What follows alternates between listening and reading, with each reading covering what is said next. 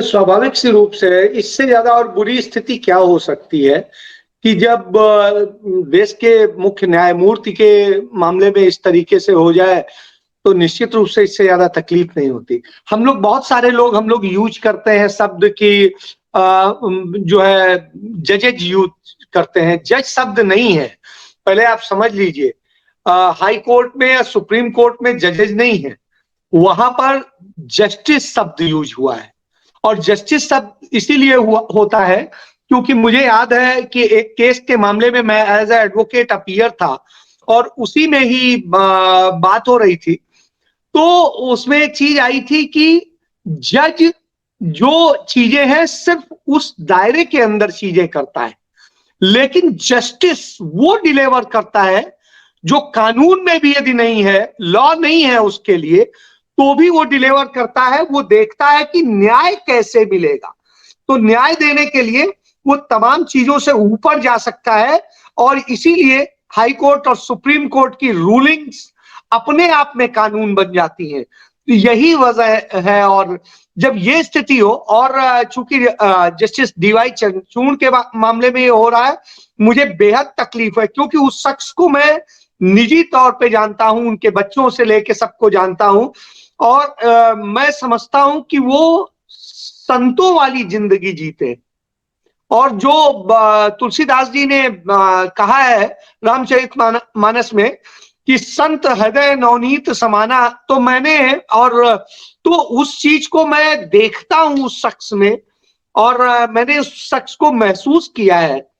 तो और बड़ी लंबी मेरी एक वक्त में चर्चा हुई है। अभी तो सुप्रीम कोर्ट आने के बाद सर तो उनसे ट्रोल आर्मी के मूड का भी पता नहीं चलता है। उनको हिंदू विरोधी बोलते थे, जबकि वो खुद एक बार चर्चाओं में इस बात के लिए आ गए थे कि वो टीका लगाकर चले गए थे। मैं वही बता रहा हूँ। इम्पोर्टेंस है ट्रोल आर्मी में कि जब वो इलाहाबाद हाई कोर्ट के चीफ जस्टिस थे, तो एक दिन एक चूंकि मेरे रिलेटिव भी उस समय जस्टिस थे, तो हम लोग साथ बैठे थे और वो उनको भले ही वो चीफ जस्टिस थे लेकिन उन्हें बड़े भाई की तरह से मानते थे और उसी अंदाज में वो उनके साथ में वो पेश आते थे। तो उन्हीं के साथ मेरा मिलना हुआ और उस दौरान मैं उस आदमी को महसूस किया मैंने कि उस आदमी के अंदर कितना नैतिक बल है और कितनी ईमानदारी है।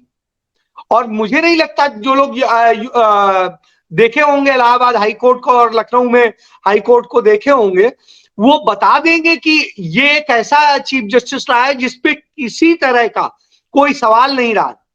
आप देखिए, एक समय में अखिलेश यादव को ही लेकर के जो तमाम चीजें थी, उस समय कितने सवाल खड़े हैं क्योंकि अखिलेश के खिलाफ कई सारे चीजें जा रही थी। पिता के फैसले तक को पलटा हुआ है जी। तो वो अपने इन सिद्धांतों से समझौता नहीं करते हैं। और मेरी उनकी जानते हैं पटना क्यों शुरू हुई, क्योंकि जो हमारे रिलेटिव जज साहब थे उन्होंने बताया कि अजय ने एक दिन लखनऊ में क्राइम रिपोर्टर रहते हुए जो खबर लिखी थी, अजय की खबर से उनके पिताजी सस्पेंड हो गए। तो ये बात जो है उनको बड़ी अच्छी लगी और उसके बाद से वो मुझे बड़ा मतलब एक बड़ा रिगार्ड वाला हमारा उनका संबंध रहा।